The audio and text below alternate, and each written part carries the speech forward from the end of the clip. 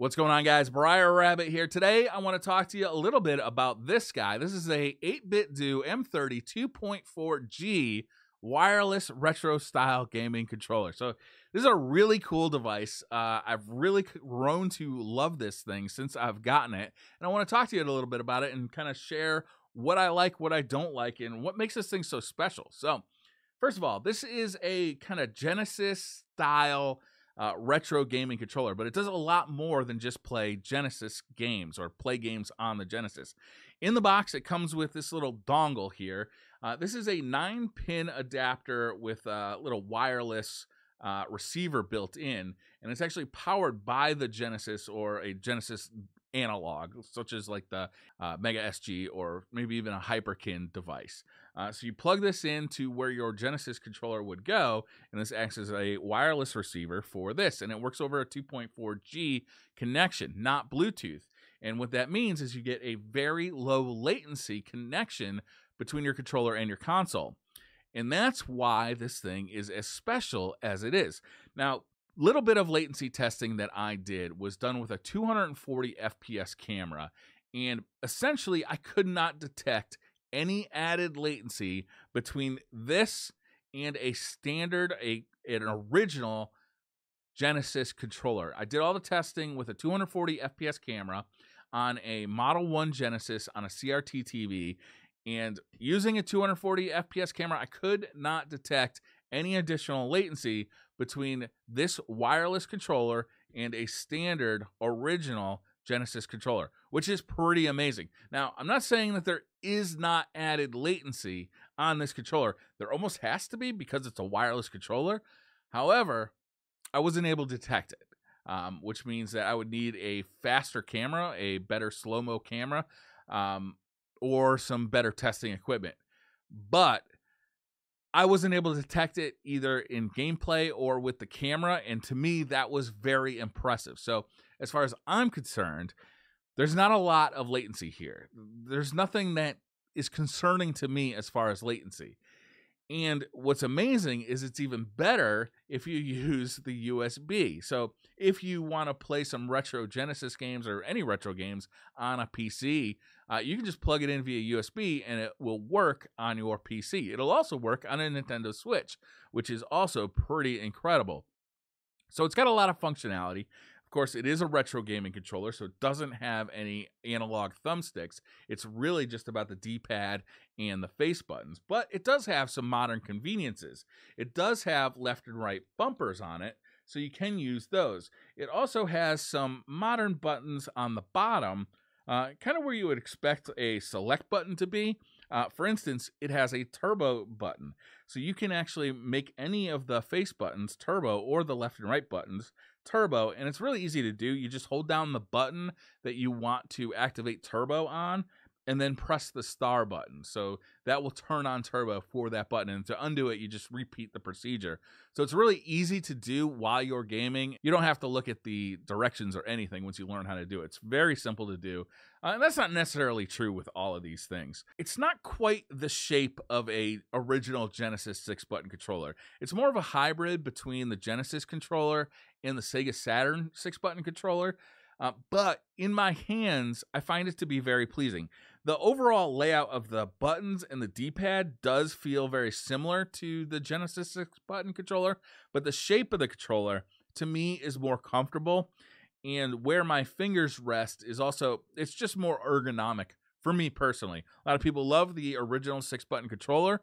You know, they'll never use anything else, and that's fine. To me, this is just a little more comfortable. The weight of the controller and the overall feel of it, there's no creakiness when you twist it. It just feels like a solid device that it almost feels first party, if that makes sense. It's just a well-made controller. All of the buttons are very responsive. There's no super clickiness to the button presses. It feels more like a Sega Genesis controller than something modern that has a lot of clickiness to the buttons. For instance, my 8BitDo SNES, I think it's the SN30 Pro, there's a lot of clickiness to the button presses, which, you know, can be loud and distracting. I don't find that here. There's a soft feel to these buttons that it's a little hard to explain, but it's not like a mouse click. It's more like an arcade button press, if that makes sense. And it's very satisfying. The D-pad is very nice too. There's a bit of a texture to the D-pad that makes it easy to slide your thumb around. The corners are very well beveled. It's not like some of the original Genesis controllers, especially the 3-button ones, actually had sharp edges on the D-pad that, you know, they weren't going to cut you or anything, but they could be a little annoying over time. I find this D-pad to be very easy to use, very accurate, and very comfortable. It is one of the type that if you press into the center of the D-pad, the whole D-pad will compress. But in use, it feels very accurate. It feels very good and very smooth. Things like Fireballs and Street Fighter 2, very easy to pull off with this controller. And very, you know, it's just a comfortable controller overall, and it feels very accurate. It also has some modern buttons, so you can use it with a Switch. You can get like a home button. You can use it to, you know, map out like a backward menu on a Mister, or use it as a mode button on the Genesis itself to switch between 3-button and 6-button mode. It has a built-in 480 milliamp lithium-ion battery.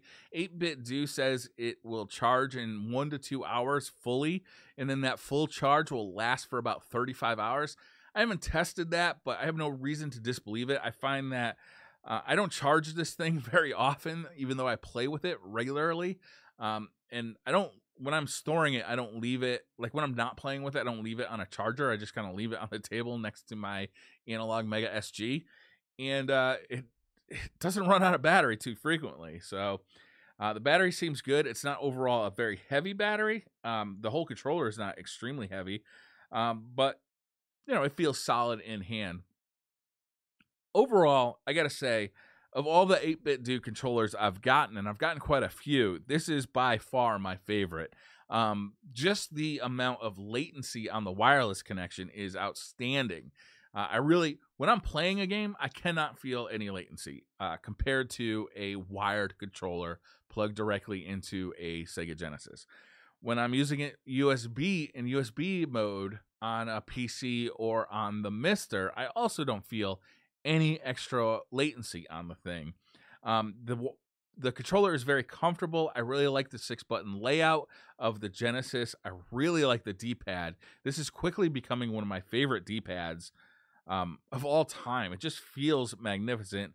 And then having the extra functions on the front of the controller and the left and right button on the top of the controller adds functionality when you're not using it directly on a Sega Genesis. When you're using it on a PC or a Nintendo Switch or on a Mister, having those extra buttons really adds a little bit of extra functionality that is nice to have. You know, it may keep you from having to pull out a keyboard when you're using a Mister or a PC to do certain functions, and that can be very useful. Another great feature about this controller is its price. It's only about $25 on Amazon right now.